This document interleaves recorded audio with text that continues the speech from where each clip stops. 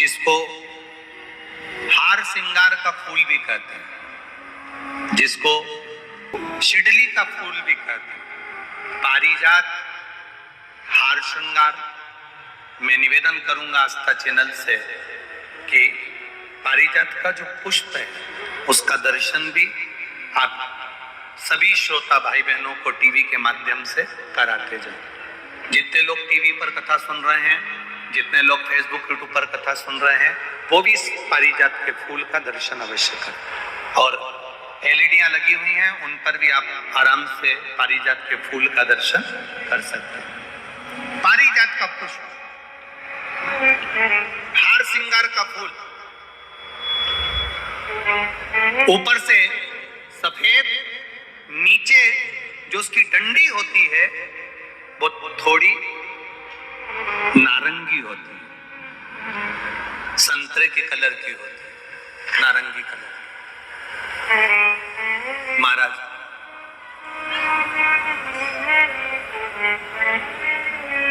रात्रि में खिलने वाला ये फूल,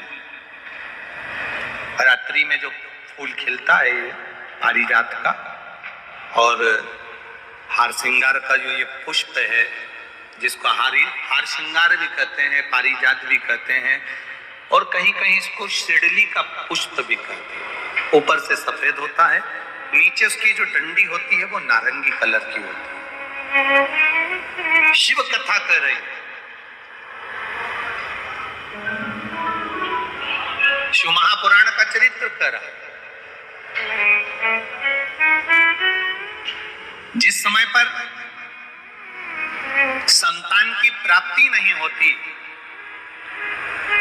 या किसी कारण से हमारे यहां वंश की वृद्धि नहीं होती, तब देवाधिदेव महादेव की आराधना पारिजात के फूल से करी जाती है। अब उस पुष्प को चढ़ाने का एक तरीका है, जरा ध्यान दीजिएगा। पंच पुष्प शिव महापुराण की कथा आप लोग सुनने के लिए बैठे हो, बड़ी आस लगाकर बैठे हो, उसको समझिए। पारिजात का जो फूल शिव जी को चढ़ता है, भगवान देवाधिदेव महादेव को चढ़ता है, जैसे ये शिवलिंग है, मान लो ये शंकर भगवान का शिवलिंग है, ये जलाधारी है, ये जल नीचे गिरने का स्थान। आप लोगों ने पहले कथा सुनी है ना सबने, आपको सबको मालूम होगा।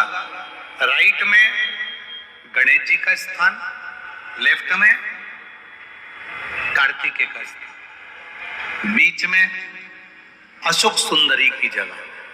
जहां पर ये शिवलिंग रखा है वो माता पार्वती जी का हस्त कमल है। शिवलिंग के रूप में, शंकर भगवान के रूप में ये शिवलिंग है। ऊपर से जो एक एक बूंद जलाधारी नीचे गिरती है वो शंकर भगवान की 5 लड़कियां, जया, विषहरा, शामली बारी, दौतली और देव, ये शंकर जी की 5 बेटियां हैं। वंश वृद्धि के लिए, कार्य सिद्धि के लिए, वैभव प्राप्ति के लिए, या अपने हृदय की सुख समृद्धि के लिए, संतान प्राप्ति के लिए पारिजात हार श्रृंगार के फूल की शिव जी को आराधना होती है। हार श्रृंगार का जो पुष्प होता है, अशोक सुंदरी वाली जगह पर हम पारिजात के पुष्प को समर्पित करते हैं। उसकी डंडी का जो मुख है वो शिवलिंग की ओर होता है जब अपन अशोक सुंदरी पर चढ़ाते हैं, और फूल का मुख इधर होता है। वापिस उसी पारिजात के पुष्प को उठाकर हम माता पार्वती जी के हस्त कमल पर, जो गोल हस्त कमल है, वहां समर्पित करते हैं।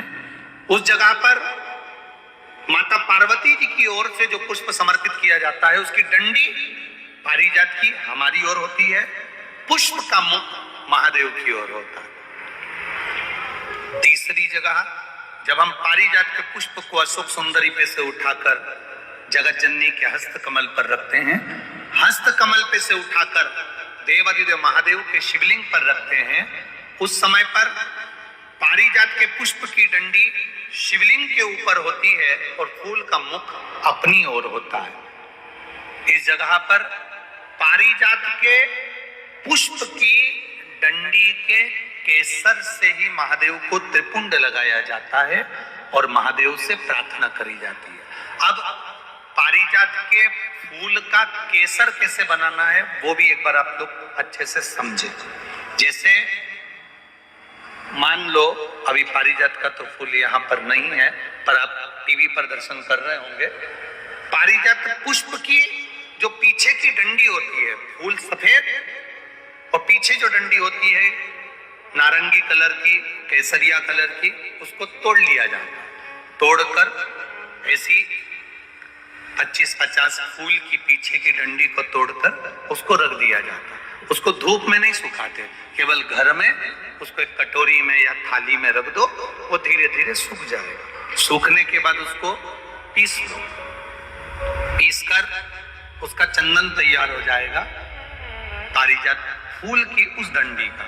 और जिस समय वंश के लिए, सिद्धि के लिए, कार्य सिद्धि के लिए या वैभव प्राप्ति के लिए हम पारिजात का पुष्प देवादिदेव महादेव को समर्पित करते हैं, उस समय इसी को पानी में घोलकर देवादिदेव महादेव को जब आप लगाएंगे तो जैसे केसर घुलती है, केसर का जैसे कलर होता है, केसर जैसी सुगंध करती है, वैसे की वैसे ही ये पारिजात की जो डंडी आप लोगों ने सुखाई है, वही डंडी का जो चंदन बनाया है, शिव जी को लेपन करा है, उस समय पर अपने हृदय की बात आपने जो देवादिदेव महादेव को कही है, बस वही सुगंध हमारे जीवन में आना प्रारंभ हो जाती है। वो पारिजात हार श्रृंगार।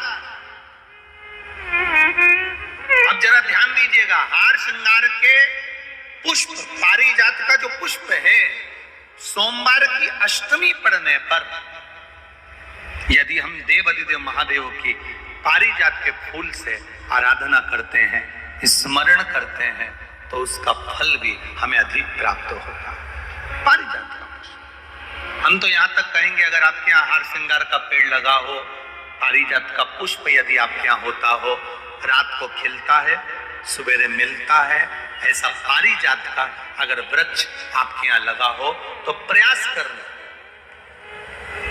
12 महीने शिवरात्रि आती है, बोलो आती कि नहीं आती? आती है ना 12 महीने। 12 महीने शिवरात्रि आती है। कैलेंडर पर एक गोला बनाकर रख देना कि हमको ये शिवरात्रि आई है, हर महीने की शिवरात्रि तुम्हारे ध्यान में रहेगी।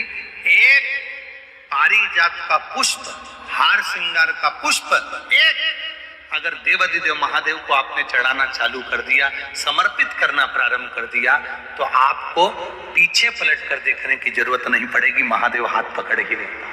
पारिजात का पुष्प शिव को समर्पित।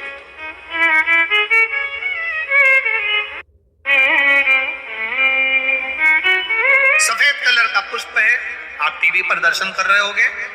केसरिया कलर की, नारंगी कलर की उसकी डंडी है, भगवान शिव को समर्पित।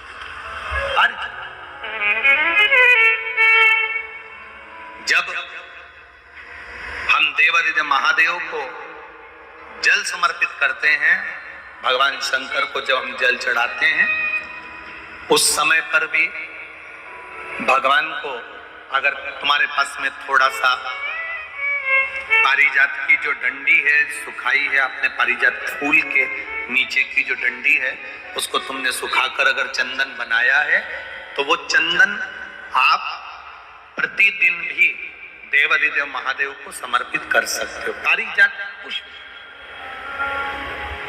एक बात और हमारे स्मरण में रहे,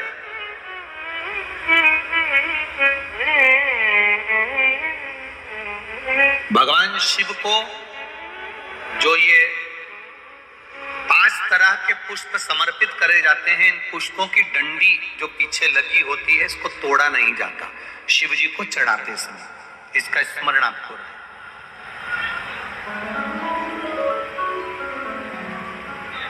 3 शिवालय ऐसे हैं जहां पर पारिजात के पुष्प को समर्पित कर देने से, भगवान शंकर को अगर पारिजात का पुष्प समर्पित किया जाता है तो मनवांछित फल की प्राप्ति होती है। पहला, मां नर्मदा से निकला हुआ कंकर नर्मदेश्वर महादेव। अगर कहीं नर्मदा जी के कंकर से शिवलिंग बना हुआ है तो मां नर्मदा के शिवलिंग पर पारिजात का पुष्प समर्पित होता है। दूसरा, जो शिवालय एकांत में हो,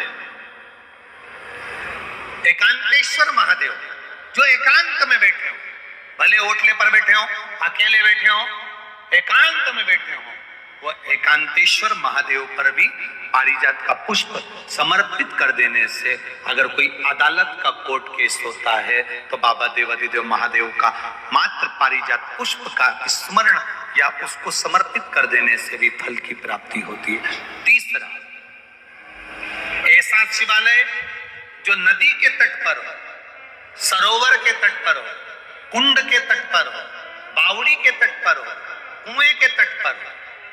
आप सब लोग तो ग्रामीण क्षेत्र के निवासी हैं और जितने लोग भी कथा सुन रहे हैं आस्था चैनल पर, फेसबुक, यूट्यूब पर, सबके स्मरण में होगा, पहले हमारे जो पूर्वज होते थे वो कुआं बावड़ी के पास में शंकर जी का शिवलिंग रख देते थे। ध्यान में होगा, जिसको स्मरण में होगा उसको मालूम होगा। शिवलिंग लाते थे और जहां कुआं होता था, बावड़ी होता था, तालाब होता था, नदी होती थी, उसके तट पर, उसके पास में शिवलिंग रख देते थे। कारण क्या है? किसी जलाशय, कुआं, बावड़ी, तालाब, नदी, सरोवर, इसके पास में जो शिवलिंग होता है उस शिवलिंग को बहुत सिद्ध करने की जरूरत नहीं होती। स्वयं गंगा मैया उस कुंड बावड़ी के रूप में रहकर शिवलिंग को सिद्ध कर देती है और वहां स्वयं विराजमान हो जाती है महाराज।